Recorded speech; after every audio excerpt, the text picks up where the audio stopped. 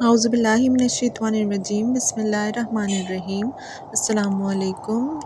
آج ہم پڑھیں گے سورہ بقرہ آیت نمبر 254 سے۔ اے ایمان والو، جو ہم نے تمہیں دے رکھا ہے اس میں سے خرچ کرتے رہو، اس سے پہلے کہ وہ دن آئے جس میں نہ تجارت ہے نہ دوستی اور شفاعت، اور کافر ہی ظالم ہے۔ وہ دن سے مراد یہاں پہ قیامت کے دن اللہ تعالیٰ کہہ رہے ہیں کہ اس دن کسی کوئی سفارش یا دوستی کام نہیں آئے گی۔ سفارش بھی تب کام آئے گی جب اللہ تعالیٰ جس کو اجازت دے گا کرنے کے لیے، ورنہ نہیں۔ آگے آیت الکرسی کی میں پڑھوں گی آیت، ٹھیک ہے؟ یہ سب سے فضیلت والی آیت ہے پورے قرآن میں، اور اس کو رات کو پڑھنے سے شیطان سے تحفظ رہتا ہے، اور ہر فرض نماز کے بعد پڑھنے کی بڑی فضیلت ہے، ٹھیک ہے؟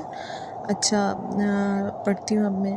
اللہ تعالیٰ ہی معبود برحق ہے، جس کے سوا کوئی معبود نہیں، جو زندہ اور سب کا تھامنے والا ہے، جسے نہ اونگ آئے نہ نیند۔ اس کی ملکیت میں زمین اور آسمانوں کی تمام چیزیں ہیں۔ کون ہے جو اس کی اجازت کے بغیر اس کے سامنے شفاعت کر سکے؟ وہ جانتا ہے جو ان کے سامنے ہے اور جو ان کے پیچھے ہے، اور وہ اس کے علم میں سے کسی چیز کا احاطہ نہیں کر سکتے مگر جتنا وہ چاہے۔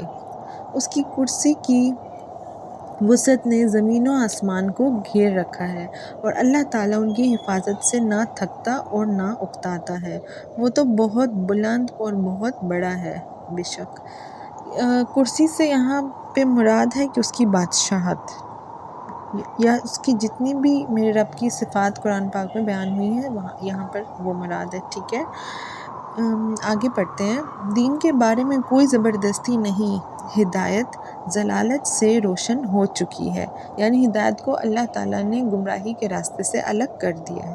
اس لیے جو شخص اللہ تعالیٰ کے سوا دوسرے معبودوں کا انکار کر کے اللہ تعالیٰ پر ایمان لائے، اس نے مضبوط کڑے کو تھام لیا جو کبھی نہ ٹوٹے گا، اور اللہ تعالیٰ سننے والا جاننے والا ہے، بے شک۔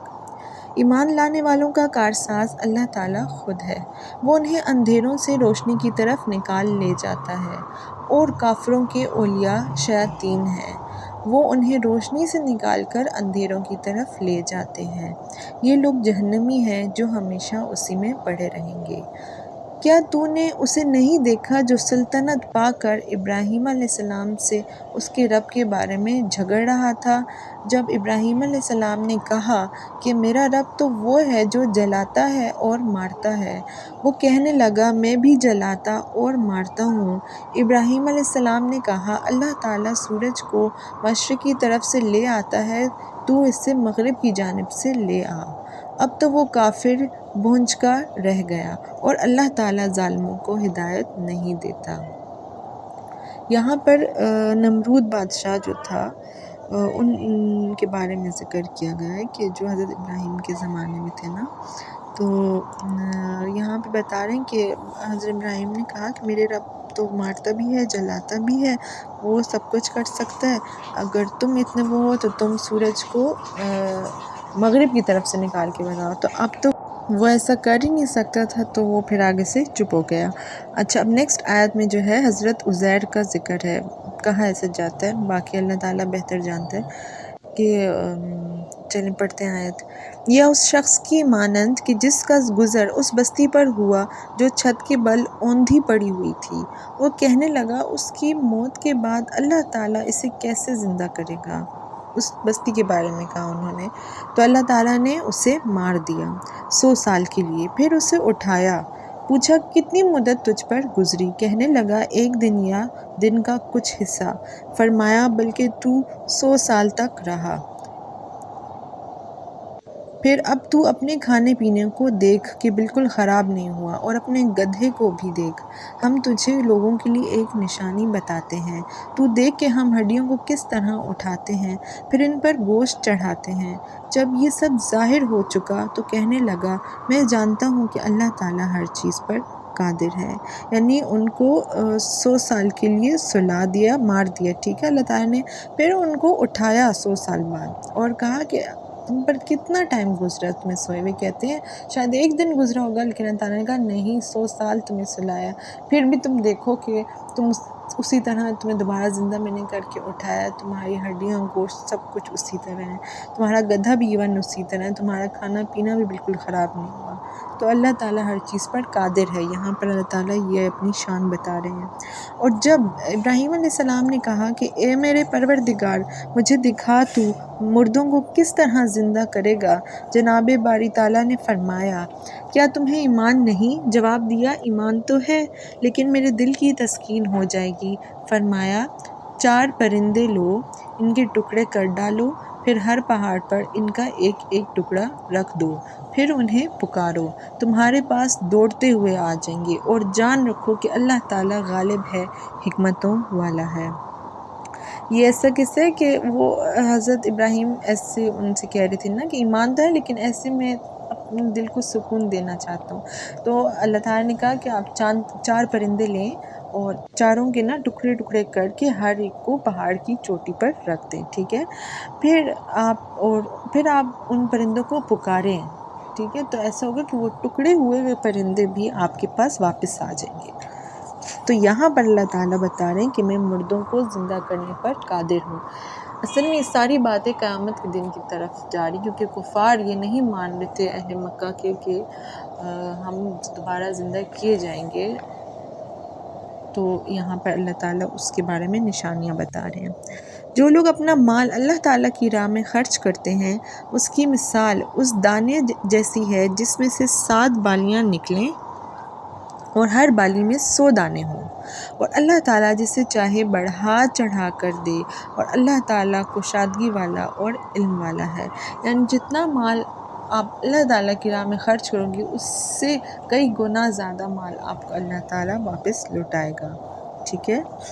جو لوگ اپنا مال اللہ تعالیٰ کی راہ میں خرچ کرتے ہیں پھر اس کے بعد نہ تو احسان جتاتے ہیں نہ ایذا دیتے ہیں، مطلب نقصان، ان کا اجر ان کے رب کے پاس ہے، ان پر نہ تو کچھ خوف ہے نہ وہ اداس ہوں گی۔ نرم بات کہنا اور معاف کر دینا اس صدقے سے بہتر ہے جس کے بعد ایذا رسانی ہو، اور اللہ تعالیٰ بے نیاز اور بردبار ہے۔ بہت ہی امپورٹنٹ میسیج یہاں پر ہمیں دیا جا رہا ہے کہ آپ طریقے سے بات کرو سب سے، ٹھیک ہے؟ کوئی سائل بھی آئے، کوئی مانگنے والا بھی ہو تو آپ اس سے آرام سے میٹھے طریقے سے بات کرو، ٹھیک ہے؟ یہ نہ ہو کہ آپ صدقہ بھی دو اور اس کو جھڑک دو، آپ اس کی مدد بھی کرو، تو اللہ تعالیٰ کہتے ہیں ایسے صدقے سے بہتر ہے کہ آپ اس کو آرام سے اس سے معذرت کر لو یا آپ اس سے نرمی سے بات کرو، یہ زیادہ بہتر ہے، ٹھیک ہے؟ اے ایمان والو اپنی خیرات کو احسان جتا کر اور ایذا پہنچا کر برباد نہ کرو، جس طرح وہ شخص جو اپنا مال لوگوں کے دکھاوے کے لیے خرچ کرے اور نہ اللہ تعالیٰ پر ایمان رکھے نہ قیامت پر، اس کی مثال اس صاف پتھر کی طرح ہے جس پر تھوڑی سی مٹی ہو، پھر اس پر زوردار مینہ برسے اور وہ اسے بالکل صاف اور سخت چھوڑ دے۔ ان ریاکاروں کو اپنی کمائی میں سے کوئی چیز ہاتھ نہیں لگتی اور اللہ تعالیٰ کافروں کی قوم کو سیدھی راہ نہیں دکھاتا۔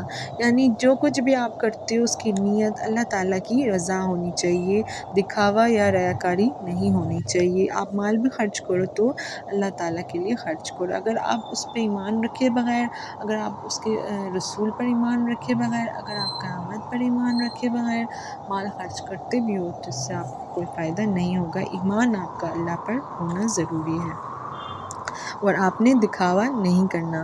ان لوگوں کی مثال جو اپنا مال اللہ تعالیٰ کی رضامندی کی طلب میں دل کی خوشی اور یقین کے ساتھ خرچ کرتے ہیں اس باغ جیسی ہے جو اونچی زمین پر ہو اور زوردار بارش اس پر برسے اور وہ اپنا پھل دگنا لاوے، اور اگر اس پر بارش نہ بھی برسے تو پھوار ہی کافی ہے، اور اللہ تمہارے کام دیکھ رہا ہے۔ یعنی کہ جتنے آپ کے دل کی خوشی ہوگی کہ اللہ کی رضا کے لیے میں یہ کر رہا ہوں، تو اس کی مثال تعالیٰ نے ایک باغ جیسی دیا، کھلا ہوا باغ جو جو زیادہ پھل دیتا ہے، اور اللہ تعالیٰ کہتے ہیں کہ میں تمہارے سارے کام دیکھ رہا ہوں، ٹھیک ہے۔ کیا تم میں سے کوئی بھی یہ چاہتا ہے کہ اس کا کھجوروں اور انگوروں کا باغ ہو جس میں نہریں بہہ رہی ہوں اور ہر قسم کے پھل موجود ہوں؟ اس شخص کا بڑھاپا آ گیا ہو، اس کے ننھے ننھے سے بچے بھی ہوں، اور اچانک باغ کو بگولا لگ جائے جس میں آگ بھی ہو، بس وہ باغ جل جائے۔ اسی طرح اللہ تعالیٰ تمہارے لیے آیتیں بیان کرتا ہے تاکہ تم غور و فکر کرو۔ تو اللہ تعالیٰ یہاں پہ کہہ رہے ہیں کہ جتنا اس شخص نے اپنے باغ کو سجانے پوری زندگی گزار دی، انگوروں اور کھجوروں کا باغ ہے، نہریں بہہ رہی ہیں، بہت پیارا، اور جیسے اس کا بڑھاپا آیا اس کا باغ جل گیا، ٹھیک ہے۔ اور سب کچھ جو اس نے اتنی محنت سے اس باغ پہ محنت کی تھی وہ سب ضائع ہو گئی، اس کا سارا جو پیسہ کمانے کے ذریعے وہ بھی ضائع ہو گیا۔ تو اللہ تعالیٰ کہتے ہیں پھر آپ کیا کر سکتے ہو؟ تو یہ سب اللہ تعالیٰ کی نشانیاں ہیں جس پر ہم غور و فکر نہیں کرتے۔ تو یاد رکھیں، ہم اپنے سارے کام سیدھے کر لیں گے اگر ہمیں بس یہ ذہن میں ہر وقت یاد ہو کہ اللہ تعالیٰ ہمیں ہر وقت دیکھ رہا ہے۔ تو یہاں پر آج ختم کرتے ہیں، انشاءاللہ کل پڑھیں گے نیکسٹ آیت سے، اور پھر اس کے بعد ہم سورہ آل عمران سٹارٹ کرنے والے ہیں کیونکہ سورہ بقرہ اپنے اختتام کو پہنچ رہی ہے۔ اپنا خیال رکھیے گا، اللہ حافظ۔